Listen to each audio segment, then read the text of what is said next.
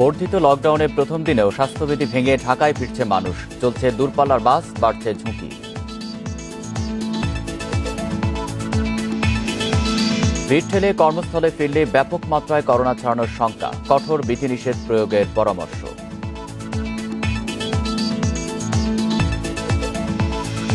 শেখ হাসিনার স্বদেশ প্রত্যাবর্তন দিবস আজ। দীর্ঘ নির্বাসন থেকে ফিরে সূচনা করেন উন্নয়নের নতুন মাত্রার।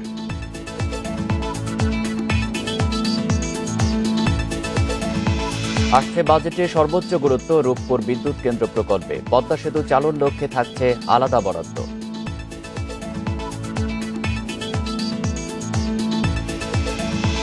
যুক্তরাষ্ট্রে করোনায় মোট মৃত্যু ছাড়ালো 6 লাখ। ভারতে আক্রান্ত প্রায় 2.5 কোটি, একদিনে মৃত 4,000।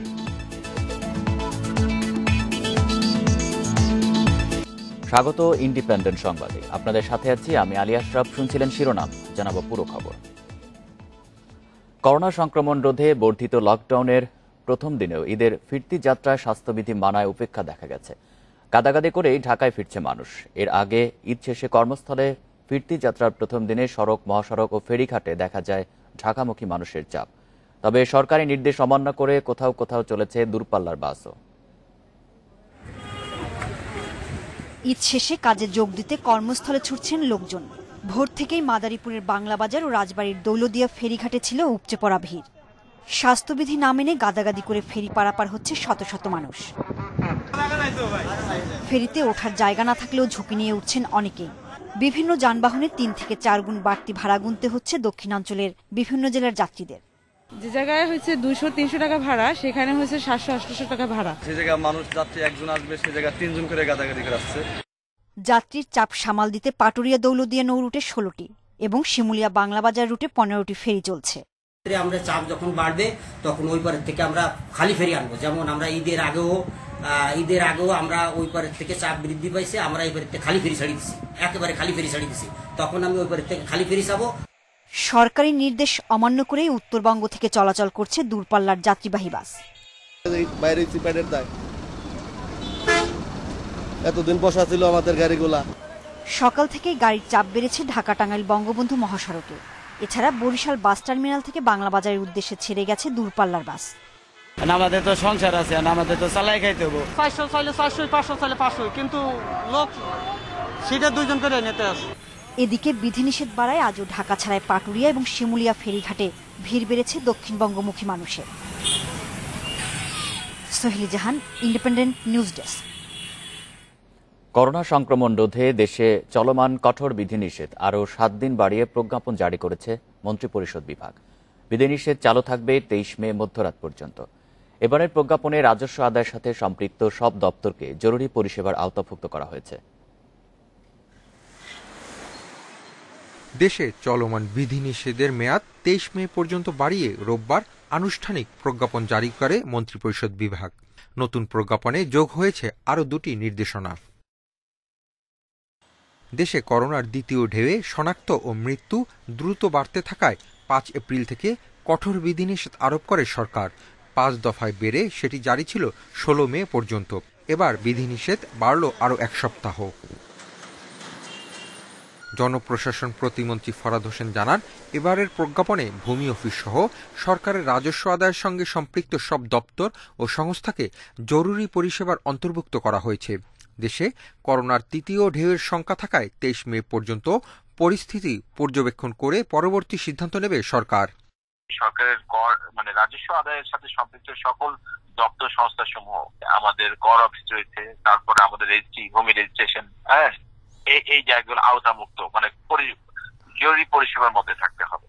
প্রতিমন্ত্রী আরও জানান, বিধিনিষেধ উঠিয়ে দেওয়ার আগে স্বাস্থ্যবিধি নিশ্চিতে পুলিশকে কিছু দায়িত্ব দেওয়া হবে। করোনা শনাক্তের হার 5 ভাগের নিচে আসলে পরিস্থিতি কিছুটা স্বাভাবিক হবে, জানান প্রতিমন্ত্রী।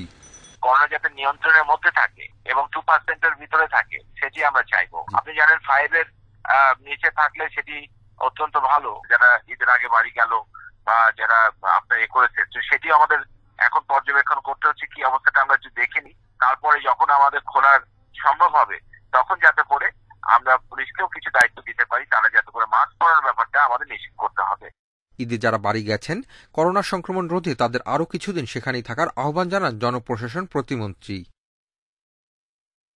Hasif Mahmud Shah, independent news, Dhaka.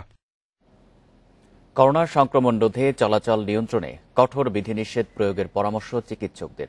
ঈদে যারা ঢাকা ছেড়েছেন তাদের জরুরি প্রয়োজন ছাড়া 14 দিন পর ফেরার পরামর্শ দিচ্ছেন। ফিরে ঠেলে কর্মস্থলে ফিরলে করোনা ব্যাপক আকারে ছড়িয়ে পড়তে পারে আশঙ্কা বিশেষজ্ঞদের। করোনায় দেশে এ পর্যন্ত শনাক্ত হয়েছে 7,80,000-এরও বেশি মানুষ, মৃত্যুও ছাড়িয়েছে 12,000। এরই মধ্যে দেশে পাওয়া গেছে ভারতীয় ধরন, যা কয়েক গুণ অধিক বেশি সংক্রমিত।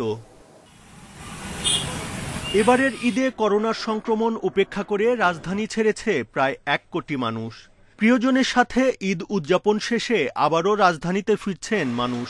আন্তজেলা বাস সার্ভিস বন্ধ থাকায় গাদাগাদি করে মাইক্রোবাস, প্রাইভেট কার সহ বিভিন্ন যানে চলাচল করায় বাড়ছে সংক্রমণের ঝুঁকি।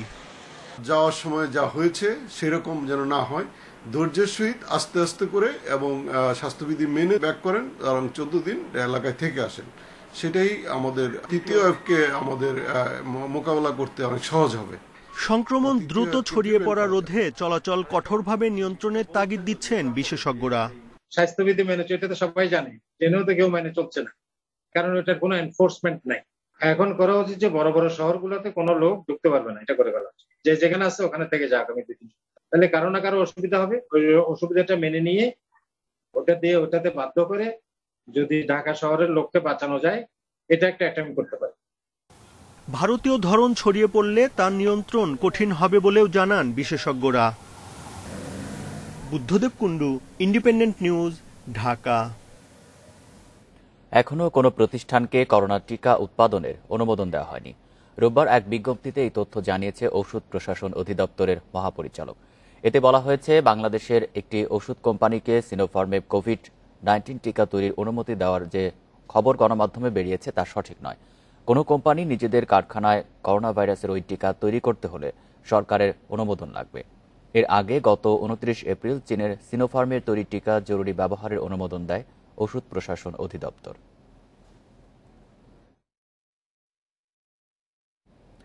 করোনা সংক্রমণের বিস্তার ঠেকাতে আবারও দেশের সব বিশ্ববিদ্যালয়ে চলমান ছুটি 29 মে পর্যন্ত বাড়ানো হয়েছে। রোববার শিক্ষা মন্ত্রণালয়ের এক সংবাদ বিজ্ঞপ্তিতে এই তথ্য জানানো হয়। এতে বলা হয়েছে, শিক্ষার্থী, শিক্ষক, কর্মচারী ও অভিভাবকদের স্বাস্থ্য সুরক্ষা ও সার্বিক নিরাপত্তার বিবেচনায় বিশ্ববিদ্যালয়ের এই ছুটি বাড়ানো হয়েছে। কোভিড-19 সংক্রান্ত জাতীয় পরামর্শক কমিটির সাথে পরামর্শ করেই এই সিদ্ধান্ত নেওয়া হয়। এই সময়ের মধ্যে অনলাইন শিক্ষা কার্যক্রম অব্যাহত থাকবে বলেও বিজ্ঞপ্তিতে জানানো হয়েছে। এর আগে শনিবার রাতে মাধ্যমিক ও উচ্চ মাধ্যমিক পর্যায়ের সব শিক্ষা প্রতিষ্ঠানের ছুটি 29 মে পর্যন্ত বাড়ানো হয়।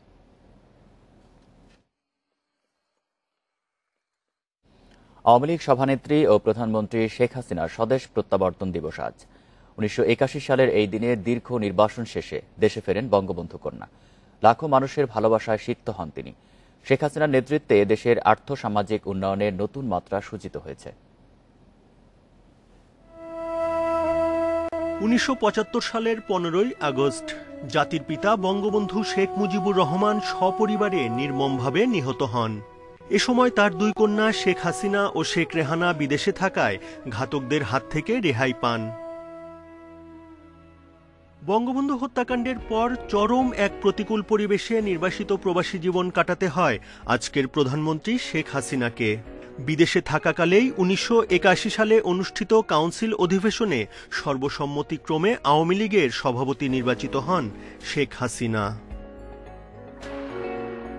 প্রায় 6 বছর নির্বাসিত জীবন কাটিয়ে 1981 সালের 17ই মে দেশে ফেরেন শেখ হাসিনা। তাকে স্বাগত জানাতে হাজার হাজার জনতা জড়ো হয় তেজগাঁওয়ের পুরনো বিমানবন্দরে। এরপর থেকে আওয়ামী লীগকে নেতৃত্ব দিয়ে চলেছেন।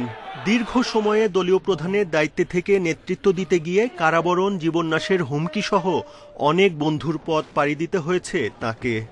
শেখ হাসিনাকে পেয়ে মুক্তিযুদ্ধের পক্ষের শক্তি আবারও নতুন করে স্বপ্ন দেখতে শুরু করে। বহু ঘাত প্রতিঘাত পেরিয়ে টানা 3 বার রাষ্ট্র ক্ষমতায় বর্তমান প্রধানমন্ত্রী ও বঙ্গবন্ধু কন্যা। তার হাতে পতাকা তুলে দিয়েছিলাম বলেই আমরা বঙ্গবন্ধুর হত্যার বিচার সমাপ্ত করতে পেরেছিলাম। তার হাতে পতাকা তুলে দিয়েছিলাম বলেই যুদ্ধ অপরাধী, মানবতা বিরোধী তাদের বিচার করেছি এবং বিচারের কাজ এখনো চলছে। এবং তার হাতে পতাকা তুলে দিয়েছিলাম বলেই আজকে আন্তর্জাতিক বিশ্বে বাংলাদেশকে তিনি মর্যাদাশালী একটি রাষ্ট্রে রূপান্তরিত করেছেন। সব বাধা পেরিয়ে দলকে যোগ্য নেতৃত্বের পাশাপাশি বাংলাদেশকে উন্নত দেশের কাতারে নিয়ে যাচ্ছেন প্রধানমন্ত্রী শেখ হাসিনা। শেখ হাসিনার কারণে আজকে আন্তর্জাতিক আদালতে মামলা করে আমরা সমুদ্র সীমানা জয় করতে সক্ষম হয়েছি। আজকে শেখ হাসিনার কারণে বিশ্ব দরবারে বাংলাদেশ একটি আত্মমর্যাদাশীল, বঙ্গবন্ধু চেয়েছিলেন সোনার বাংলা এবং একটি আত্মমর্যাদাশীল বাঙালি জাতি পৃথিবীর মুখে আত্মপ্রকাশ করুক। আজকে শেখ হাসিনার কারণে সেই আত্মমর্যাদাশীল জাতি হিসাবে বাঙালি জাতি এবং বাংলাদেশ বিশ্ববুকে আসতে সক্ষম হয়েছে। এবারও করোনার কারণে স্বদেশ প্রত্যাবর্তন দিবসের সব আয়োজন স্বাস্থ্যবিধি মেনে সীমিত পরিসরে পালন করবে আওয়ামী লীগ সহ বিভিন্ন সামাজিক সাংস্কৃতিক সংগঠন। উন্নত দেশ হিসেবে প্রতিষ্ঠা লাভ করবে। Buddhadeb Kundu, independent news, Dhaka. মৃত্যু হত্যায় ছেলের বক্তব্য নেবে পিবিআই, কিন্তু আসামি বাবুল আক্তার ভুল ঠিকানা দেয়, খুঁজে পাওয়া যায়নি। এছাড়া বাবুলের বান্ধবী এনজিও কর্মী গায়ত্রী সিং নেদারল্যান্ড থাকায় জিজ্ঞাসাবাদ করা যাচ্ছে না, তাই খোঁজা হচ্ছে তার গৃহকর্মীকে। পিবিআই প্রধান আরও জানান, দেশে থাকলে ধরা পড়বে এই মামলার আরেক আসামি মুসাও। 2016 সালের 5 জুন চট্টগ্রামে ছেলেকে স্কুল বাসে তুলে দিতে গেলে খুন হন সাবেক এসপি বাবুল আক্তারের স্ত্রী মিতু। জঙ্গিবাদ দমনে ভূমিকা রাখায় স্ত্রীকে খুন করা হয়েছে বলে দাবি করে মামলা করেন বাবুল। গোয়েন্দা পুলিশের তদন্তেও নিজেকে বাঁচিয়ে চলতে সক্ষম হন তিনি, কিন্তু 5 বছর পর সেই হত্যায় বাবুল আক্তারকে মূল হোতা হিসেবে গ্রেপ্তার করে পিবিআই। সংস্থার প্রধান জানান, এবারও তদন্তকারীদের বিভ্রান্ত করার চেষ্টা করছেন বাবুল। রিমান্ডে নিজের ভুল ঠিকানা দিয়েছেন, তাই ঘটনার প্রত্যক্ষদর্শী বাবুলের ছেলেকে খুঁজে পাচ্ছে না পুলিশ। তার সাথে কথা বলার দরকার, একটু অন্যভাবেই সে যাতে বুঝতে না পারে। তো আমরা খুঁজতে গিয়ে দেখি যে আমাদেরকে বাবুল আক্তার উনি যে অস্থায়ী ঠিকানায় থাকেন সেইটি আসলে উনি আমাদের ভুল দিয়েছেন, এবং কেন দিয়েছেন উনি বলতে পারবে, বা উনি ভুল করছেন, দুটি হতে পারে। তো আমরা যখন সেখানে যোগাযোগ করার চেষ্টা করেছি, সেখান থেকে দেখি যে তারা সেখানে নাই। পিবিআই প্রধান জানাচ্ছে, বাবুলের সাথে ভারতীয় গায়ত্রী সিং এর সম্পর্কের বিষয়টি খতিয়ে দেখা হচ্ছে। গায়ত্রী নেদারল্যান্ডে রয়েছেন, তাই তার গৃহকর্মীকে জিজ্ঞাসাবাদ করা হবে। গায়ত্রী অমর সিং এর যে গৃহকর্মী ছিলেন বাংলাদেশে, তার সাথে আমাদের যোগাযোগ হয়েছে। আমরা এই দিকটাও দেখছি যে আসলে তার কি ভূমিকা আছে কিনা, বা সে কি কতটুকু কি জড়িত করছে, বাবুল আক্তার কতটুকু কি বলেন যে তার সে পরিচিত হয়েছেন কিনা বা কিছু হয়েছে কিনা, দেখি আমরা এগুলো আসবে তদন্তে। পিবিআই বলছে, বাবুল আক্তারের স্বীকারোক্তিমূলক জবানবন্দি নেয়ার চেষ্টা চলছে। সহযোগিতা না করলে তথ্য উপাত্তের মাধ্যমে বাবুলের সম্পৃক্ততা প্রমাণ করা হবে। মামলার অন্যতম আসামি মুসাকেও খুঁজছে পিবিআই। এ ঘটনায় কারাগারে থাকা 2 আসামি আনোয়ার ও মোতালেবকে এই মামলায় গ্রেপ্তার দেখিয়েছে পুলিশ। মামলার অন্যতম আসামি মুসাকেও খুঁজছে পিবিআই। এ ঘটনায় কারাগারে থাকা 2 আসামি আনোয়ার ও মোতালেবকে এই মামলায় গ্রেপ্তার দেখিয়েছে police. Masudur Rahman, independent news, Dhaka.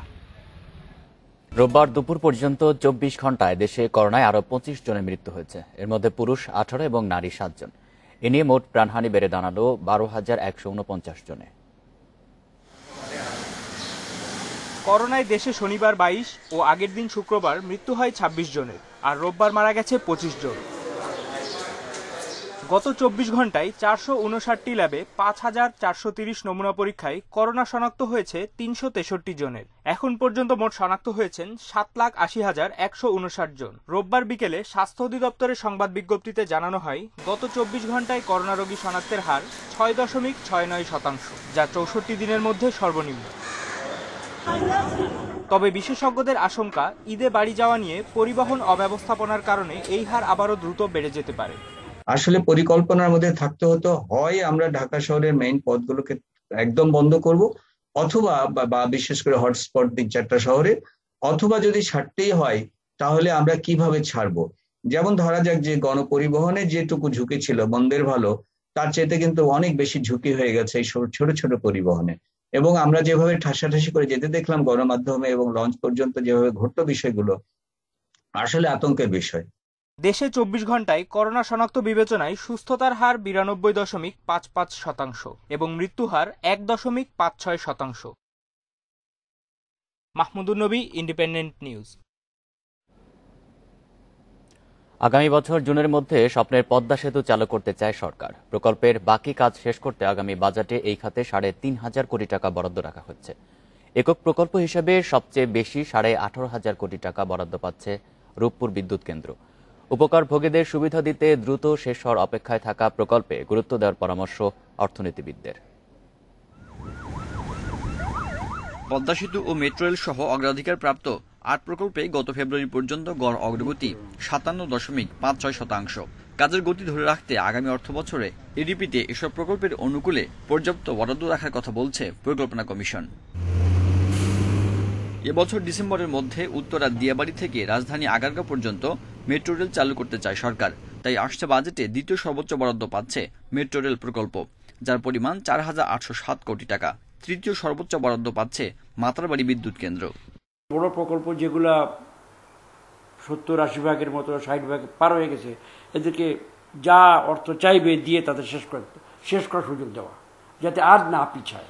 Already তারা 1.5-2 বছর পিছিয়ে গেছে, আর যাতে না পিছায়, এইটাও আমার মেইন উদ্দেশ্য। কারণ জেদ করে নয়, এইটা হলে পরে আমাদের অর্থনীতি লাভ হবে, আমরা রিটার্ন পাওয়া আরম্ভ করবো। আপনি খালি পদ্মা খুলে যান না, পরের দিন ঢাকায় আপনি ফিল করবেন ডিফারেন্সটা।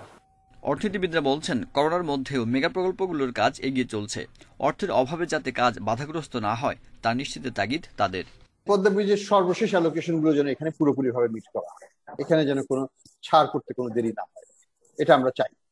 এবং অন্যান্য প্রকল্পগুলো আমরা নর্মাল গতিতে চলুক, যখন শেষ হবে নতুন মেগা প্রকল্প হাত না দেওয়াটাই শ্রেয় হবে। বিভিন্ন মেগা প্রকল্প দ্রুত বাস্তবায়ন হলে অর্থনীতির চিত্র পাল্টে যাবে বলে আশা করছে পরিকল্পনা commission. Sajjad Hossain, independent news, Dhaka. এক বছরের বড় সাফল্য মহাখালীতে করোনা হাসপাতাল গড়ে তোলা, এমনটাই দাবি ঢাকা উত্তর সিটি কর্পোরেশনের। আর গণপরিবহনে বিশৃঙ্খলা ও মশা নিয়ন্ত্রণ করতে না পারাকে ব্যর্থতা হিসেবে দেখছে নগরবাসী। এই সময়ে যোগ হয়েছে জলাবদ্ধতা দূর করার নতুন চ্যালেঞ্জ। মেয়র আতিকুল ইসলাম বললেন, করোনার কারণে পিছিয়ে গেছে অনেক পরিকল্পনা। ডেঙ্গু মহামারী শেষ না হতেই গত বছর দেশে হানা দেয় করোনা ভাইরাস। সংক্রমণ প্রতিরোধে শুরু হয় লকডাউন। এর মধ্যেই গত মে মাসে ঢাকা উত্তরের মেয়রের দায়িত্ব নেন আতিকুল ইসলাম। গণপরিবহনের যে ব্যবস্থাটা, সেটা আসলে সিটি কর্পোরেশনের মাধ্যমে আর একটু জোরদার হওয়া উচিত বলে মনে করি। রাস্তাঘাটগুলো জেনে যা খারাপ আছে, এগুলো ফুটপাথগুলো ঠিক করা, রাস্তাঘাটগুলো একটু ঠিক করে দেওয়া, আর এমনি মোটামুটি সবই তো ভালো আছে। মশা নিয়ন্ত্রণই ছিল তার বড় চ্যালেঞ্জ। কর্পোরেশনের দাবি, এই সময় এডিস ততটা ভয়াবহ হয়নি, তবে কিউলেক্সের উপদ্রব সমালোচনার মুখে ফেলেন আতিকুল ইসলামকে। এখন মশা মারার জন্য টেন্ডার দেওয়ার পরিকল্পনা করছে সিটি কর্পোরেশন। পরিষ্কার পরিচ্ছন্ন যদি আমরা থার্ড পার্টিকে দিতে পারি, তাহলে মশা নিধনের জন্য কেন আমরা থার্ড পার্টিকে দিতে পারবো না? কোভিডের সময় তাদেরকে জবাবদিহিতার মধ্যে নিয়ে আসতে চাই। তো ওরা যদি আমার ওই অঞ্চলের মশা মারতে পারে, মশাকে একটা কন্ট্রোলের মধ্যে পারে, তখনই কিন্তু তারা বিল পাবে। এই ধরনের কনসেপ্টও কিন্তু আমরা নিয়ে আসতে চাচ্ছি। সিটি কর্পোরেশন চাপের মুখে পড়ে খালের দায়িত্ব পেয়ে। রীতিমতো হিমশিম খাচ্ছে জলাশয়ের বর্জ্য পরিষ্কার ও দখলমুক্ত করতে গিয়ে। খালের দেখুন রিটেনশন পন্ডের মধ্যে সবই যদি দখল হয়ে যায় 173 মধ্যে, তাহলে তো হবে না। তাহলে সিটি ঠিক করতে গেলে তখন আমাদের দখলদারকে উঠতে উঠতে তো আমাদের সময় চলে যাবে। সিটি কর্পোরেশনের জবাবদিহিতার মধ্যে করার জন্য, কাউন্সিলের দিকে জবাবদিহিতা মনে করার জন্য, এবং একটি দুর্নীতিমুক্ত একটি সিটি কর্পোরেশন আমি করতে চাই। তবে প্রশংসা পেয়েছে করোনায় ডিএনসিসির ভূমিকা। মহাখালীতে তৈরি হয়েছে দেশের সবচেয়ে বড় করোনা হাসপাতাল। মেয়র জানান, করোনা কেটে গেলেও এই হাসপাতালটি থাকবে। এখানে আর কোনো দোকান হবে না। এটি ঢাকা উত্তর সিটি কর্পোরেশনের জনগণের জন্য এটি একটি হাসপাতাল হবে। এটি হলো মেসেজ আমি দিতে চাই আপনাদের সকলকে। বাকি 4 বছরের মধ্যে একটি সুস্থ সচল আধুনিক ঢাকার প্রতিশ্রুতি দিয়েছেন ঢাকা উত্তরের মেয়র। আমি ম্যানিফেস্টোে যা যা দিয়েছি, আগামী 4 বছরের মধ্যে আমি আশা করি এটাকে আমি বাস্তবায়ন করার জন্য সর্বাত্মক চেষ্টা করব। Adilur Rahman, independent news, Dhaka. বর্ধিত লকডাউনের প্রথম দিনে ঈদের ছুটি শেষে ঢাকায় ফিরতি যাত্রার আরো খবর জানাতে এবার ঢাকা ও গাজীপুর থেকে যোগ দিচ্ছেন সহকর্মীরা। শুরুতেই রাজধানীর গাবতলী থেকে যোগ দিচ্ছেন সহকর্মী মোহাম্মদ নাজিম। নাজিম, আজ ঢাকায় ফেরা মানুষের চাপ কেমন দেখছেন? করোনা স্বাস্থ্যবিধি কতটা মানা হচ্ছে?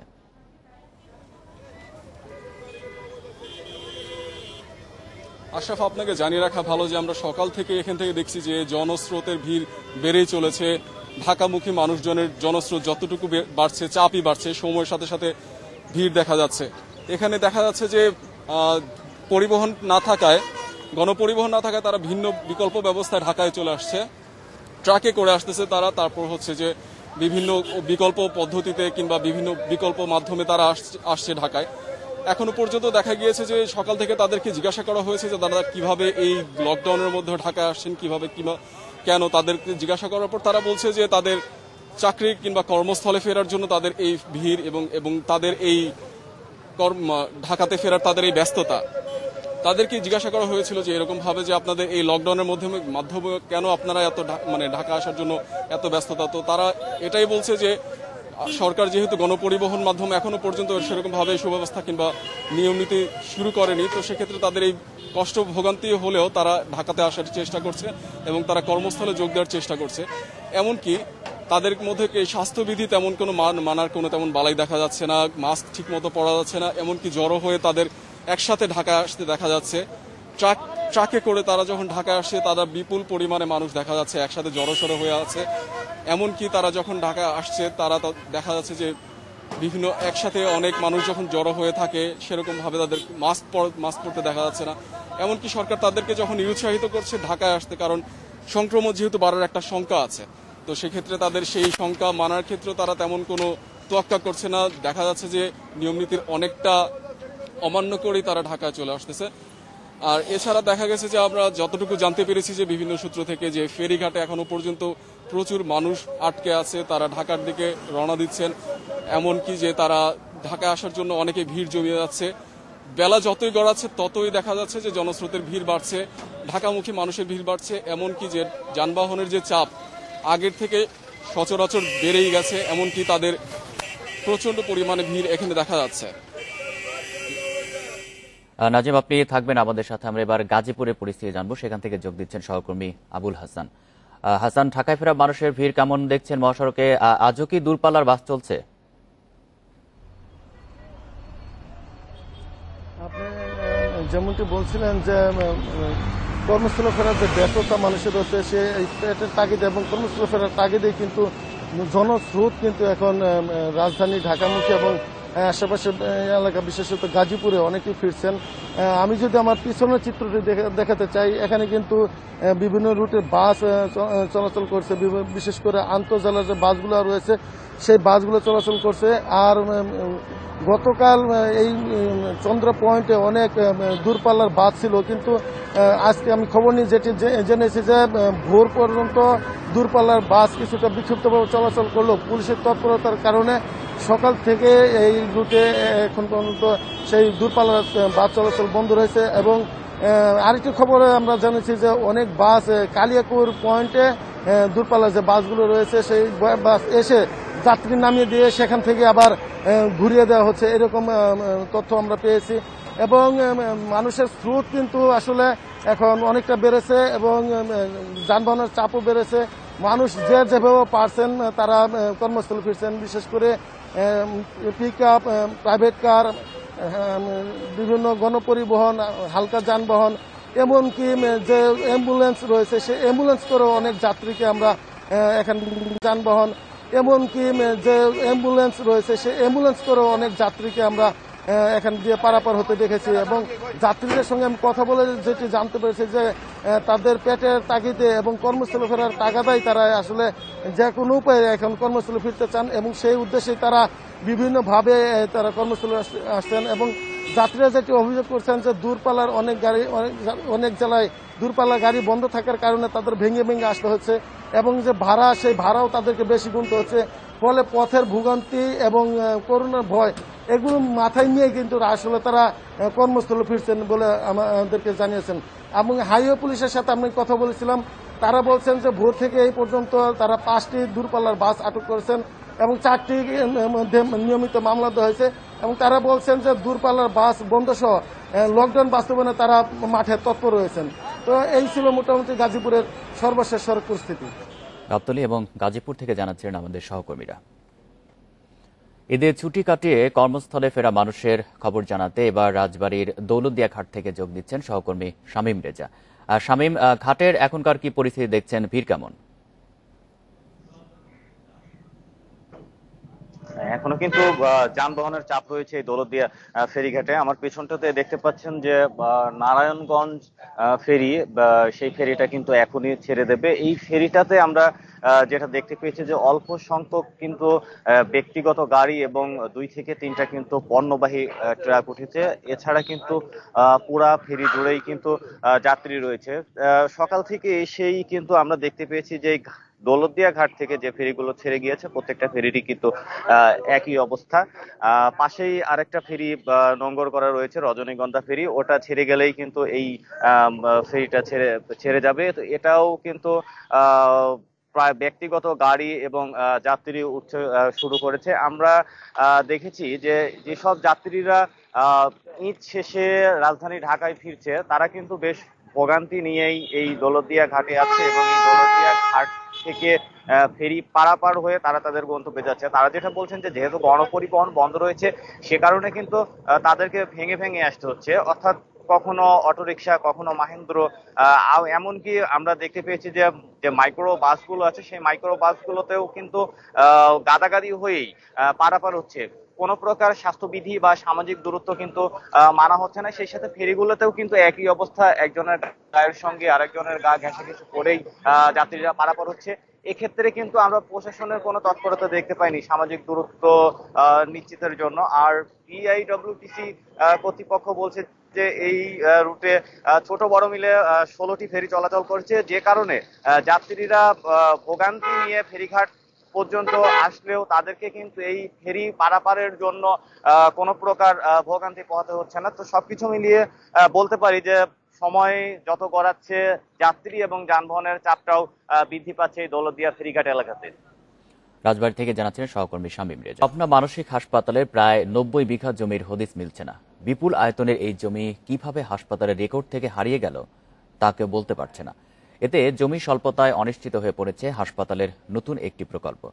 তবে হাসপাতাল কর্তৃপক্ষের উদাসীনতায় তা উদ্ধার সম্ভব হচ্ছে না বলে জানিয়েছে জেলা প্রশাসন। কাগজে কলমে অস্তিত্ব থাকলেও হদিস নেই পাবনা মানসিক হাসপাতালের 29.25 একর জায়গার। সম্প্রতি হাসপাতালের উন্নয়নে নতুন একটি প্রকল্পের জন্য জমি প্রয়োজন হলে বেরিয়ে আসে এ তথ্য।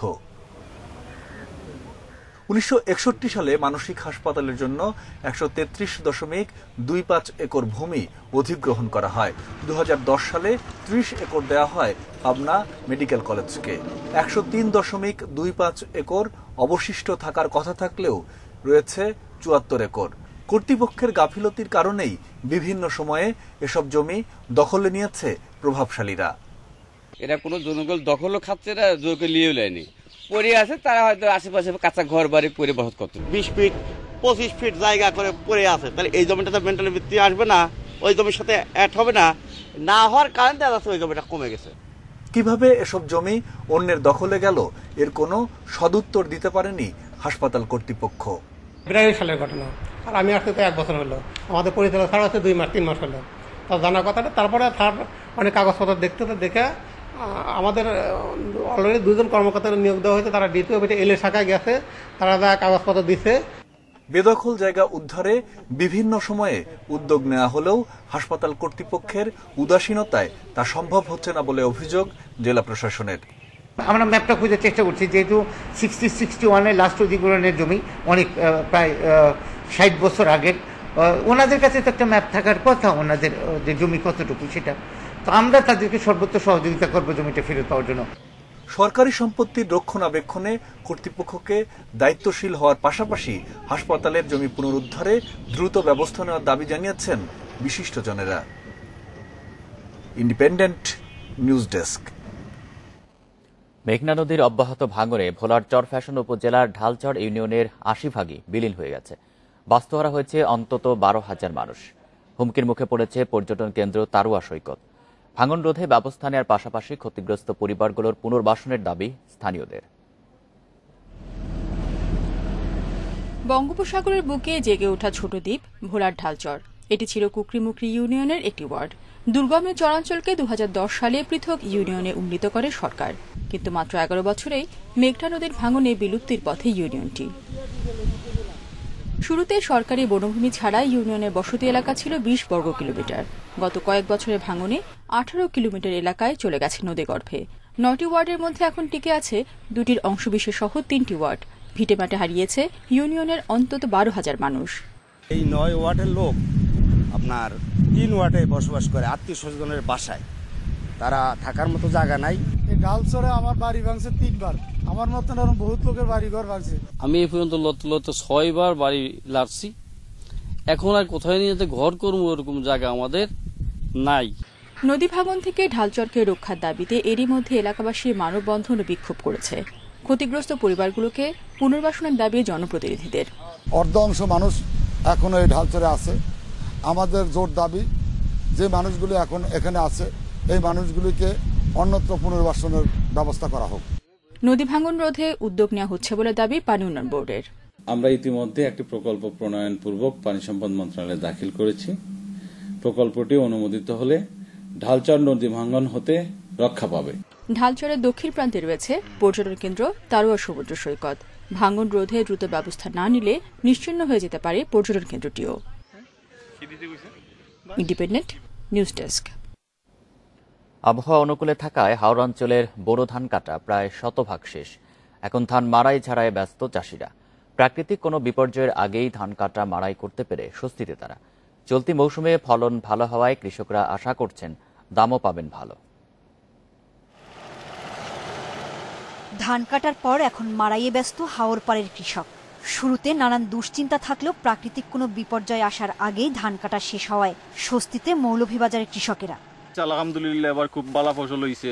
লামা সাইডে যে ধানগুলো আছিল এগুলো আমরা কাটিয়া আনি লইছি। আমরা খরায় মারছে না, আমরা বৃষ্টি পাইছি, পানি পাইছি, এর গতিকে আমরা ফসলগুলা বালা তুলতাম পারছি। কিশোরগঞ্জে হাওর থেকে ধান কেটে মাড়াই শেষে নেওয়া হচ্ছে বাড়িতে। আবহাওয়া ভালো থাকায় এখন অল্প ধান বিক্রি করছেন কৃষক। বেশিরভাগই রেখে দিচ্ছেন পরে ভালো দাম পাওয়ার আশায়। কৃষক ধান শুয়ায়া গোলাত রাখতেছে, পরে বেচলে পরবর্তীতে এটা বোঝা যাবে কি হয়। কৃষকের দিন ভালো, শুকায়া যাবারে তুলতেছে, সারানা অনুযায়ী দাম বেচতেছে।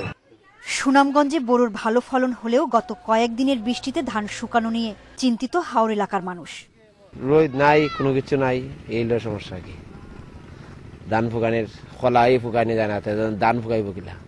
কৃষি বিভাগের পরামর্শে দ্রুত ধান কেটে ঘরে তোলায় লাভবান হচ্ছে চাষিরা। কর্তন এবং শুকানোর ক্ষেত্রে আমাদের কোনো প্রকার ক্ষতি এবছর হবে না। আমরা কৃষকদেরকে যেভাবে পরামর্শ দিয়েছি কৃষকরা ঠিক সেইভাবে তাদের সময় মতো ধানগুলি কেটেছে এবং এখন সংরক্ষণ, শুকানো এবং সংরক্ষণের কাজ চলতেছে। এদিকে হাওরে আগাম বন্যার আশঙ্কায় আগেভাগেই ধান কেটে গোলায় তুলেছেন নেত্রকোনার কৃষকেরা। সোহেলি জাহান, ইন্ডিপেন্ডেন্ট নিউজ ডেস্ক। দেশটিতে এ পর্যন্ত আক্রান্তের সংখ্যা 3,37,00,000-এর বেশি। এদিকে ভারতে মোট আক্রান্ত প্রায় 2.5 কোটি ছুঁয়েছে। সেখানে একদিনে মৃত্যু হয়েছে 4,092 জনের। এদিকে বিশ্বে একদিনে প্রাণহানি ছাড়িয়েছে 9,434, শনাক্ত 5 লাখের বেশি। ব্রাজিলে কমেছে মৃত্যু ও শনাক্তের সংখ্যা। একদিনে দেশটিতে মারা গেছে 971 জন, নতুন শনাক্ত প্রায় 37,000। সংক্রমণ নিয়ন্ত্রণে গণটিকা কার্যক্রম শুরু করেছে ব্রাজিল সরকার। ব্রাজিলে কমেছে মৃত্যু ও শনাক্তের সংখ্যা। একদিনে দেশটিতে মারা গেছে 971 জন, নতুন শনাক্ত প্রায় 37,000। সংক্রমণ নিয়ন্ত্রণে গণটিকা কার্যক্রম শুরু করেছে ব্রাজিল সরকার। নেপালে সংক্রমণ ও মৃত্যুর হার বাড়ায় সেখানে অবস্থিত মার্কিন নাগরিকদের বিশেষ বিমানে করে দেশে ফিরেছে যুক্তরাষ্ট্র। এদিকে ভারতের উত্তর প্রদেশে দাহ করতে না পেরে গঙ্গার পাড়ে বালিতে দাফন করা হচ্ছে। গাজায় বেড়েই চলেছে ইসরায়েলের হামলার তীব্রতা। সবশেষ রোববার একদিনেই সেখানে মারা গেছে অন্তত 42 জন। এ নিয়ে টানা 7 দিন ধরে চলা সংঘাতে 58 শিশু এবং 34 জন নারী সহ মোট নিহতের সংখ্যা বেড়ে দাঁড়ালো 192 জনে। সোমবার ভোরেও গাজায় কমপক্ষে 55টি বিমান হামলা চালায় ইসরায়েল। তবে এত প্রাণহানির পরও হামলা থামবে না বলে সাফ জানিয়ে দিয়েছেন ইসরায়েলের প্রধানমন্ত্রী বেনিয়ামিন নেতানিয়াহু। নিরাপত্তা পরিষদের বৈঠকে ফিলিস্তিনের পররাষ্ট্রমন্ত্রী উদ্বেগ প্রকাশ করেন। এছাড়া জাতিসংঘের মহাসচিব অ্যান্তোনিও গুতেরেস দ্রুত অস্ত্রবিরতির আহ্বান জানিয়েছেন। বৈঠকে মার্কিন প্রেসিডেন্ট জো বাইডেন বলেন, গাজা ও ইসরায়েলে চিরস্থায়ী শান্তি স্থাপনের লক্ষ্যে কাজ করছে তার প্রশাসন। অবশ্য ইসরায়েল নীতি নিয়ে নিজ দলের মধ্যেই সমালোচনার মুখে পড়েছেন বাইডেন। ফিলিস্তিন ইসরায়েল সংঘর্ষ আঞ্চলিক সংঘাতে মোড় নিতে পারে বলে হুঁশিয়ার করেছেন জাতিসংঘ মহাসচিব অ্যান্তোনিও গুতেরেস। রোববার নিরাপত্তা পরিষদের বৈঠকে দুই পক্ষকে হামলা বন্ধ করে আলোচনার মাধ্যমে সমস্যা সমাধানের আহ্বান জানান তিনি। এদিকে ইসরায়েলি হামলায় গাজায় আরও ৪২ জনের মৃত্যু হয়েছে। এ নিয়ে ৭ দিনে অর্ধশত শিশুসহ ১৮৮ জন মারা গেছে।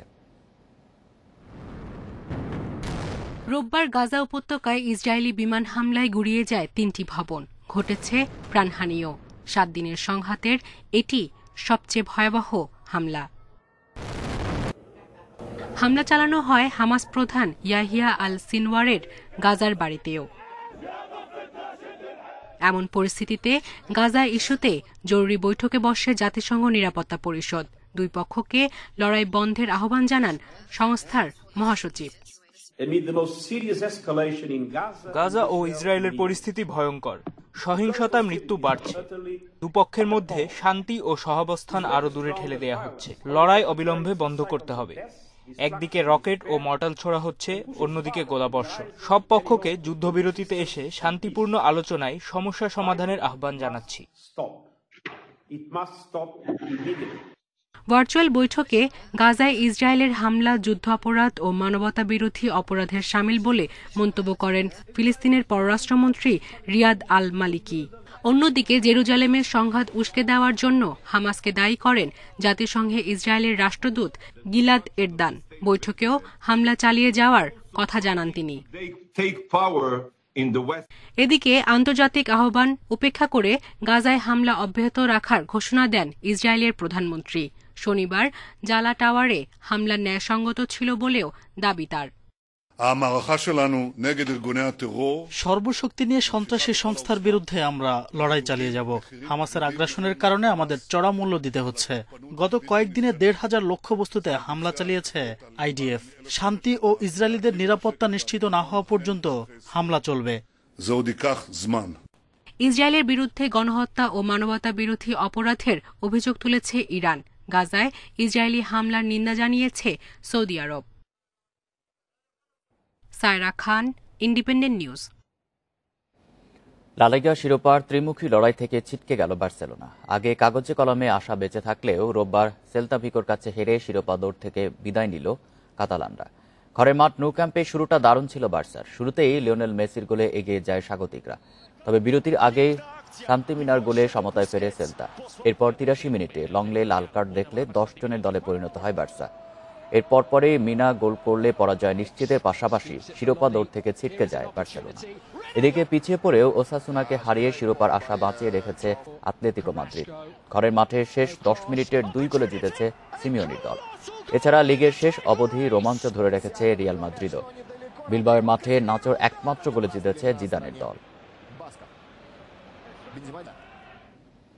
ঈদের ছুটি শেষে শুরু জাতীয় ফুটবল দলের আবাসিক ক্যাম্প। ইনজুরির কারণে যোগ দিতে পারেননি বসুন্ধরা বিশ্বনাথ ঘোষ। ভারত ও আফগানিস্তানের বিপক্ষে জেতা সম্ভব বলেছেন অধিনায়ক জামাল ভুঁইয়া। এদিকে এখনও কাতার ফুটবল সংস্থার অনুমতি না মেলায় নির্ধারিত সময়ে সেখানে যাওয়া হচ্ছে না জাতীয় দলের। ঈদের ছুটি শেষ, এবার ক্যাম্পে ফেরার পালা। প্রথম দিনে ভিড়েছেন ৩২ ফুটবলার। ইনজুরির কারণে নেই বসুন্ধরার ডিফেন্ডার বিশ্বনাথ ঘোষ। সোমবার থেকে মাঠের অনুশীলন শুরু। এর আগে এক দফা কোভিড টেস্ট হবে খেলোয়াড়দের। বিশ্বকাপ বাছাইয়ের বাকি ৩ ম্যাচ খেলতে হবে কাতারে গিয়ে। আফগানিস্তান ভারতকে বশে আনতে চায় লাল সবুজ। আশাবাদী অধিনায়ক জামাল ভুঁইয়া। ইন্ডিয়ার আফগানিস্তানের প্লেয়ার মানে almost same like Bangladeshi player. So আমি এক্সপেক্ট করতেছি একটা good fight, good match, and hopefully আমরা জিততে পারি ওর সাথে, কারণ ওরা এত ভালো না। ২৫ ও ২৯ মে কাতারের 2টি প্রস্তুতি ম্যাচ। ২১ মে কাতারে যাবার কথা থাকলেও এখনো মেলেনি কাতার ফুটবল সংস্থার অনুমতি। আমরা ফেডারেশনের সাথে কথা বলেছি, ম্যানেজমেন্ট কমিটির সাথে কথা বলেছি। আমরা আমাদের ডেটটা এখনো ফিক্সড করতে পারিনি যে আমরা কবে যাব। আমাদের যাওয়ার উপরে ডিপেন্ড করবে। 5 দিনের কোয়ারেন্টাইন শেষে পুরো স্কোয়াড নিয়ে অনুশীলনের অপেক্ষায় হেড কোচ জেমিডে। তার আগে করোনা নেগেটিভ হতে হবে সবাইকে। Shamim Ahmed, independent news, Dhaka. 3 ম্যাচের ওয়ানডে সিরিজ খেলতে এসেছে শ্রীলঙ্কা ক্রিকেট দল। রোববার সকালে ঢাকা পৌঁছে অতিথিরা এখন হোটেল কোয়ারেন্টিনে। আরও 2 দিন রুমবন্দি থেকে কোভিড টেস্ট দিয়েই বুধবার থেকে নামবে অনুশীলনে। নবীন দল নিয়ে এই সফরে ভালো করার আশা অধিনায়ক কুশাল পেরেরার। নতুন চেহারায় শ্রীলঙ্কা দল, যেখানে তারুণ্যের ঝলকানি, শিরান বিনুরাদের মতো নবীনদের জন্য বিশেষ মুহূর্ত। বাংলাদেশ সফরে ওদের নতুন অধ্যায়ের সূচনা। দলকে পথ দেখাবেন কুশাল পেরিরা, ডেপুটি কুশাল মেন্ডিস। টাইগারদের আয় লঙ্কান সিংহদের কঠিন পরীক্ষা। ওদের দল দারুণ। আমাদের বেশ কিছু তরুণ আছে যাদের ফার্স্ট ক্লাস ক্রিকেটের অভিজ্ঞতা সমৃদ্ধ। আশা করি বাংলাদেশে ভালো করতে পারবো। গত কদিনে আমাদের প্র্যাকটিস সেশনে সবার মধ্যে সমন্বয় লক্ষ্য করেছি। পেরেরার নেতৃত্বে এবারের সফর অন্যরকম হবে। নতুন যারা দল এসেছে তারাও চ্যালেঞ্জ নিতে মুখিয়ে আছে। সকাল সকাল ঢাকায় অতিথিরা। করোনাকালে দ্বিতীয় আন্তর্জাতিক সিরিজ বাংলাদেশে। কোভিড প্রোটোকল নিয়ে সর্বোচ্চ সতর্কতা আয়োজকদের। টিম বাসে পেরেরার দল পৌঁছেছে হোটেলে, যেখানে রুমবন্দি থাকতে হবে আরো 2 দিন। এরপর কোভিড টেস্ট পেরিয়ে মিলবে অনুশীলনের সুযোগ। শ্রীলঙ্কান দলের জন্য আমাদের জন্য ওরা যেভাবে আমাদেরকে প্রোটোকল দিয়েছে শ্রীলঙ্কাতে, ঠিক সেটাই আমরা রেসিপ্রোকেট করব এবং আমাদের স্বাস্থ্য মন্ত্রণালয় সেটার অনুমোদনও দিয়ে দিয়েছে। শ্রীলঙ্কান টিম আসার পরে 3 দিনের স্ট্রিক্ট কোয়ারেন্টাইনে থাকবে। এর মধ্যে 2 দফা টেস্ট হবে এবং 4র্থ দিন তারা ইন্টার স্কোয়াড নিজেদের মধ্যে প্র্যাকটিসের সুযোগ পাবে। বুধ বৃহস্পতি 2 দিন বিসিবি একাডেমিতে অনুশীলন করবে শ্রীলঙ্কা। শুক্রবার বিকেএসপিতে একদিনের প্রস্তুতি ম্যাচ। একদিন বাদেই শুরু হবে মূল লড়াই। সাইদ সাদি, ইন্ডিপেন্ডেন্ট নিউজ, ঢাকা। ঈদের ছুটি শেষে অনুশীলনে প্রথম দিন থেকেই সাকিব মুস্তাফিজকে পাচ্ছে বাংলাদেশ। স্বাস্থ্য মন্ত্রণালয়ের অনুমতি নিয়ে এই 2 ক্রিকেটারকে নিয়ে লঙ্কা সিরিজে প্রস্তুতি শুরু করতে চায় ম্যানেজমেন্ট। এদিকে খেলা সম্প্রচারে পাকিস্তান জিম্বাবুয়ে সিরিজ কভার করা কর্মীরা ঢাকায় চলে এসেছেন। ফলে সম্প্রচার ইস্যুতে চিন্তামুক্ত বিসিবি। আইপিএল স্থগিত হওয়ায় 6 মে ঢাকায় ফেরেন সাকিব মুস্তাফিজ। সরকারের স্বাস্থ্যবিধি মেনে রাজধানীর ভিন্ন 2 হোটেলে আছেন 14 দিনের কোয়ারেন্টিনে, যেটা শেষ হবে 20 মে। ঈদের ছুটি শেষে 18 মে লঙ্কা সিরিজের প্রস্তুতি শুরু হবে পুরোদমে।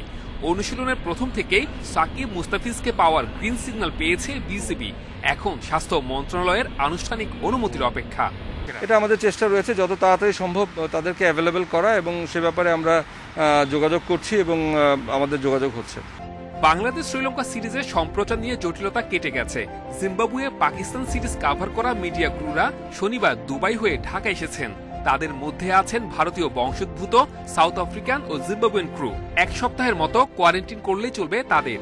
অধিকাংশ ব্রডকাস্টিং ক্রুরা এসে পড়েছেন এবং ওনারা সরকার নির্ধারিত যে ইনস্টিটিউশনাল কোয়ারেন্টাইন তাতে অবস্থান করছেন। চেষ্টা রয়েছে যে ম্যাক্সিমাম প্রোডাকশন লেভেলটা আমরা এই পরিস্থিতির মধ্যে যতটুকু সম্ভব এবং সেই প্রোডাকশন লেভেল ঠিক রাখার জন্য যতটুকু বা যত জনবল প্রয়োজন সেটাকে অ্যাভেলেবল করা। 3 ম্যাচের সিরিজে অনিশ্চিত রুবেল। পিঠের চোটে ভুগছেন টাইগারদের পেস আক্রমণের সিনিয়র সদস্য। দীর্ঘমেয়াদী পুনর্বাসনে তার সার্ভিস নিয়ে শঙ্কা জোরালো। এদিকে সিরিজ শুরুর আগে বিসিবিতে করোনা টেস্ট দিচ্ছেন ক্রিকেটাররা। চলবে সোমবার পর্যন্ত। Saiful Majumdar, independent news. Corona মহামারী রোধে একযোগে কাজ করছে বিশ্বের সব দেশ। পিছিয়ে নেই সঙ্গীত শিল্পীরা। বাংলাদেশ, ভারতের শিল্পীরা এক হয়ে গেয়েছেন সৌহার্দ্যের গান, প্রার্থনা করেছেন এক হয়ে সংকট কাটিয়ে নতুন সূচনার। বাংলাদেশের কুমার বিশ্বজিৎ, তপন চৌধুরী, চন্দন সিনহার সাথে অংশ নিয়েছেন ভারতের উষা উত্থুপ, রাঘব চট্টোপাধ্যায় ও জয় সরকার। এসো এসো সুন্দরে, এসো সত্যে, এসো আনন্দে স্বপ্ন গড়তে, এসো এসো সুন্দরে, এসো সত্যে, এসো আনন্দে স্বপ্ন গড়তে, এসো আধার সরিয়ে দেয়ালোতে, এসো ভালোর যে আর ভালোতে, এসো আধার সরিয়ে দেয়ালোতে,